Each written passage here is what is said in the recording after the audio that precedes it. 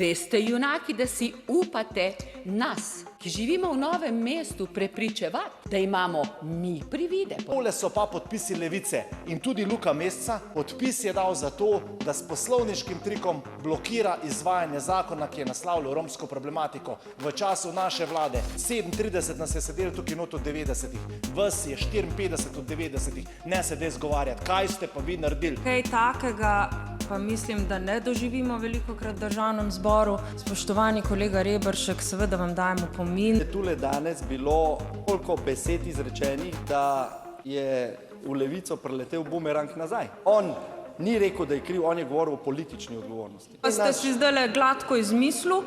Zdaj pa postopkovno predlagam, da naredite pavzo, pa vsi naredimo test na prepovedane droge, ker to je šlo pa že preveč. Kolega Cigler Kralj. Sem rečeno bo danes, bo tudi minister Luka Mesec se odpovedati ministrskega stolčka. In kljub obstoju koordinatorja se razmere na terenu ne izboljšujejo.